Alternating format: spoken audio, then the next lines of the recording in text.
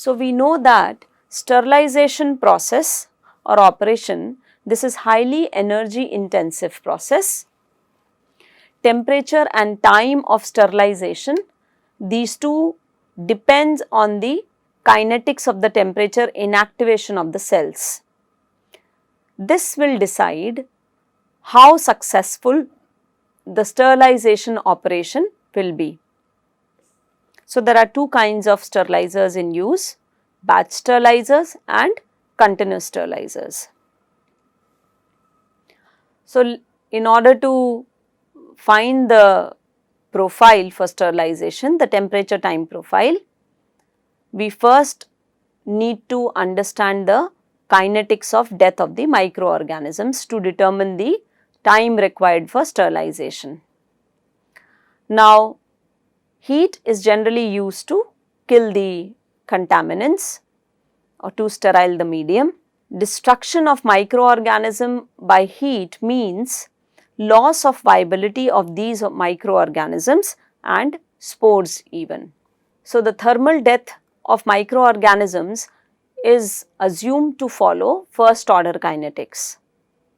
If n is the number of viable microorganisms, T is the sterilization time and K is the thermal death rate constant. So, then using equation 1 shown on the slide, we can characterize the rate at which the viable cells will reduce with time due to heat, thermal death. So, if at time T naught, which is 0, n is equals to n naught, then if we integrate this equation, given the initial conditions, the amount of cells remaining after time t can be given as an exponential function, exponentially decreasing function. So, this can be further written in the form of equation 2. Term decimal reduction time, which is shown as capital D, this is used to characterize the death rate constant. Now, it is defined as the sterilization time required to reduce the original number of viable cells by 1/10.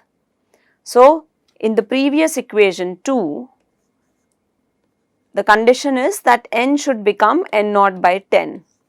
So, if we substitute this, we can find the decimal reduction time in terms of the death rate constant, which is given here as K, and here it has been changed to Kd. So, then your decimal reduction time is nothing but 2.303 by the death rate constant. If a plot is made between n by n naught ratio versus time at different temperatures, one can find that as the temperature increases, the rate at which this ratio decreases keeps on increasing, and at 121 degrees C, as shown here, the reduction is very rapid. So, this plot is for the bacterial spores of Bacillus stereothermophilus in distilled water, where n was the number of viable spores at any time and n naught was the original number of viable spores. Similarly, this is a plot shown for E. coli in buffer. So, you can see that the rate of fall is much faster at lower temperatures in E. coli, whereas Bacillus stereothermophilus is more temperature tolerant. So, thermal death rate constant K is further known to be a function of temperature and is governed by the Arrhenius equation given here on the slide, where A will be your empirical constant, E is the activation energy for thermal death of the microorganism, T is the absolute temperature, and R is the universal gas constant. Now, for example, the spores of Bacillus thermophilus. The kinetic parameters in this model A and E are shown here. So, higher is the value of the activation energy, one can make out more difficult it will become to kill by thermal denaturation. So, for vegetative microbial cells, it varies in the range of 50 to 100 kilocalorie per gram mole, while for enzymes, vitamins and other thermolabile components, the activation energy varies in a lower range, which is shown here between 2 to 20 kilocalorie per gram mole. Now, for a given liquid medium which contains both, it is easier to denature thermally the enzymes and vitamins and other nutrients and more difficult to denature the vegetative cells. So, in order to find the thermal death rate constant for any system, whether vegetative cells and spores with nutrients, it is important to know both the parameters in the equation or in the model, the A and the E. So, sterilization at relatively high temperatures with short sterilization times are highly desirable because this can favor the fast killing of the vegetative cells and spores with minimum denaturation of the nutrients or thermolabile components in the medium. So, as we have already seen earlier, this is the kinetics of destruction of microorganisms, where it has been assumed to be a first order kinetics, and K, which is the rate constant, it is following the Arrhenius equation. Now, how do we choose the temperature and the time for sterilization? What combination should we use? So, what has to be kept in mind is that we need to destroy the microorganisms to achieve sterility. We want minimum destruction of the nutrients and prevent the formation of any inhibitory compounds due to the interactions between the medium constituents during sterilization. So, if the medium components contain very heat sensitive components which have very low deactivation energies, like in case of amino acids, it is nearly 20,000 calorie per mole. So, there is an example shown here on the slide where different combinations of temperature and time can be used to achieve the desired sterility.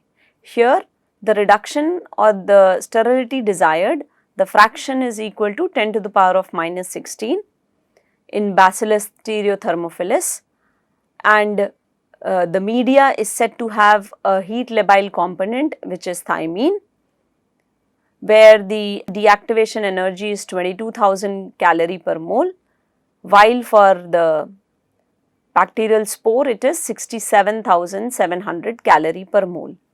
So, if you see the chart given here, for different combinations, as the temperature increases from 100 to 130, the time which is required to reach to the desired sterility is reduced from 843 minutes to 0.85 minutes. And if you see the loss of thymine is less when the time of exposure is less of the medium to the high temperature. So, therefore, it is best to choose high temperature with short time as the combination to retain the medium quality. So, in this case, the combination of 130 at 0.85 minutes seems to be working best to retain the medium quality. Now, if we want to characterize the probability of successful sterilization, how do we do that? Now, let us do some probability here. Let us assume small p t stands for probability that an individual cell will remain viable at time t. Total number of cells given are N0, and capital P0 which is a function of T, is the probability of the successful sterilization. So, probability of successful sterilization, which means probability that all the cells will become non-viable. So, your capital P naught can be given as 1 minus the probability of individual cell being viable. So, this will become whatever given inside the bracket is the probability of the individual being non-viable, and there are n naught number of cells. So, if all these cells will become non-viable, then this will be equal to the probability of successful sterilization. So, therefore, capital P naught T can be given as 1 minus small p to the power of n naught. Now, this probability of individual cells remaining viable at any time t can be given as e to the power of minus k dt. How? Because we know that ln n by n naught is equal to minus k dt during sterilization, isn't it? Is the thermal death rate. So, the probability of survival is n by n naught, which is e to the power of minus k dt, which is equal to your probability of survival, which means the cell remaining viable. Now, the initial number of cells given here are n naught. So, ln n by n naught is minus k dt. This we know from the first order reaction. So, probability that the individual is viable at time t is, we have now given it as e to the power of minus k dt. So, probability of extinction, which means to get extinct, is given as p naught t as shown last time in the last slide, which we know is now can be written as minus small p naught to the power of n naught. So, this is the probability of extinction for all the cells. Now, the probability, because even if one cell survives, it is an unsuccessful sterilization. So, the probability of unsuccessful sterilization can then be given as 1 minus p naught t, capital P naught t. Now, this for acceptable limits, let us assume is 10 to the power of minus 3, which is the probability of unsuccessful sterilization. So, which means the probability of unsuccessful sterilization, let us assume out of the 1000 runs, 1 run gets contaminated. So, the probability of unsuccessful sterilization would be 1 by 1000, which is equivalent to 1 minus, so p naught t. So, for other applications such as sterilization of biomedical solutions which are required for pharma industry, this probability is much more stringent. It can go as low as 10 to the power of minus 6 for unsuccessful sterilization. So, when the probability of unsuccessful sterilization is plotted against k times t for different initial number of cells, if you see this plot, let us see, we know the initial number as 10 to the power of 4 and the acceptable, the probability of unsuccessful sterilization is 10 to the power of minus 3. So, depending on the initial number of cells, contaminants present in the medium, we can find the product of Kt. Now, if we know the thermal death rate constant, which is given as K here, the rate constant, then we can find the time of sterilization. So, batch sterilization of liquid medium, it can be carried out in batch mode by direct steam sparging or by electrical heaters. The sterilization cycles, they are composed of heating, then holding and then cooling. So, in batch sterilization process, it is difficult to get the ideal temperature time profile. So, the ideal profile would be as soon as you give the steam, it reaches directly the sterilization temperature, then you hold at that temperature and then you cool down.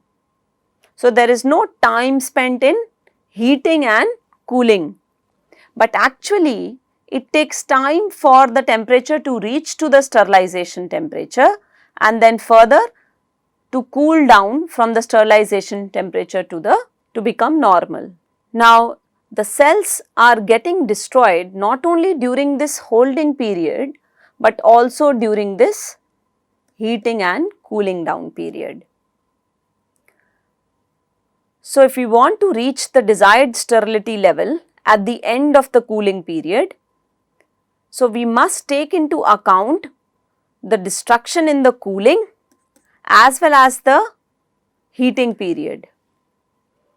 This can minimize the time which is required to hold the medium at the sterilization temperature to reach to the desired sterility level. Thereby, we can also maintain the nutritional quality of the medium.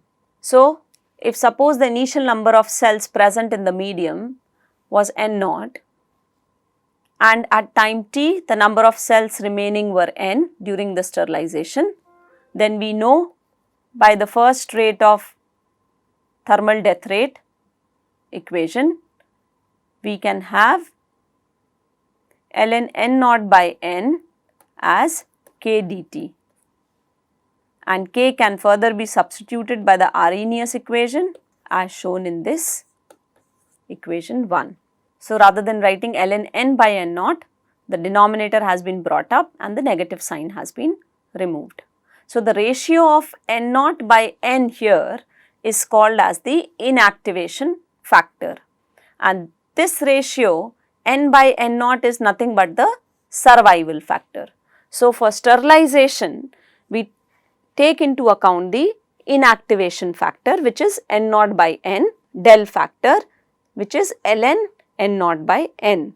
Now, this del factor, it is a design criteria which is used in the sterilization cycles.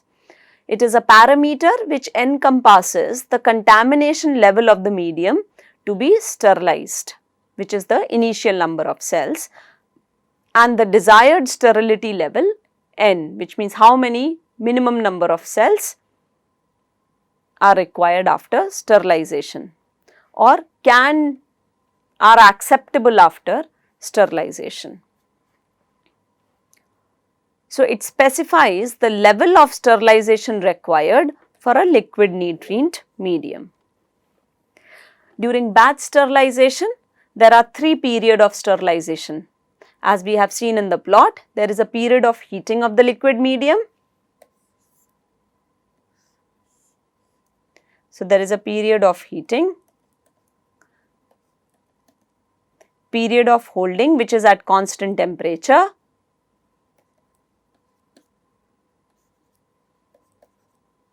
and then period of cooling. So, during each of these periods, a separate del can be calculated, which is the deactivation factor. So, ln N0 by N, which is the del, will be the del during the heating, the del factor during the holding, and the del factor obtained during the cooling. So, during the heating, let us assume that the number of cells which survive become equal to N1.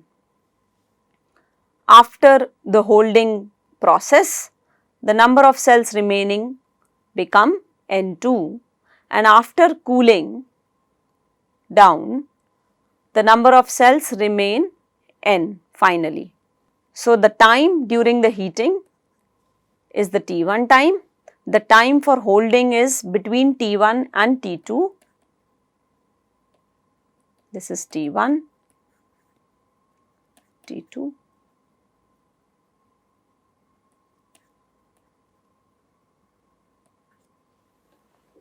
So, from 0 to T1 is your death rate due to heating, From T1 to T2 it is death during the holding period, and from T2 to T3 is the death during the cooling period. And the del factor can be obtained as shown in the equations here during all these 3 periods. So, during each period a separate value of del is calculated, which is shown here for all the 3 periods as equation 1, 2 and 3. And K in turn is a function of temperature by Arrhenius equation.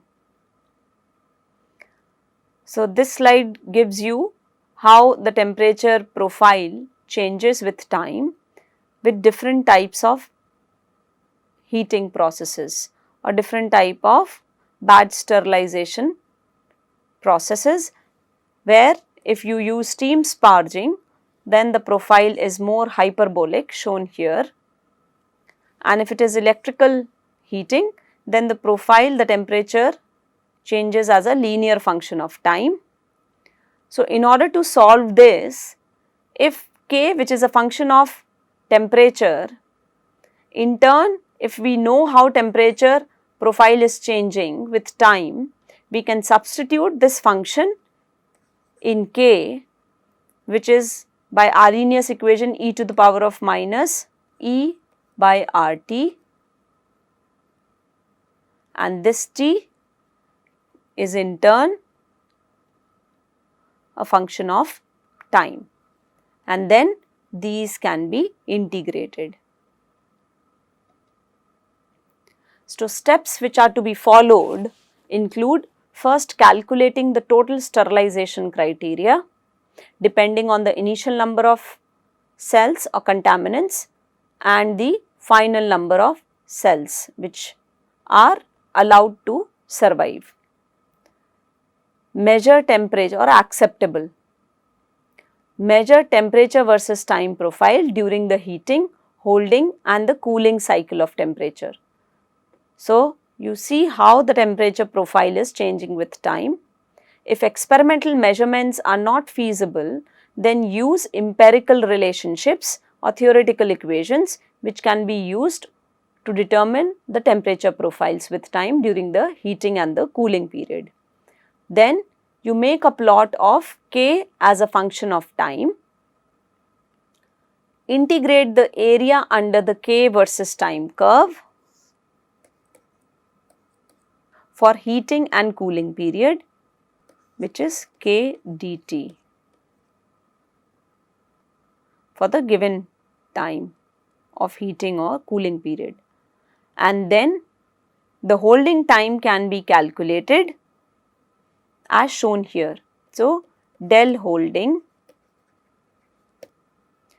by K will be equal to del total minus del heating minus del cooling divided by K.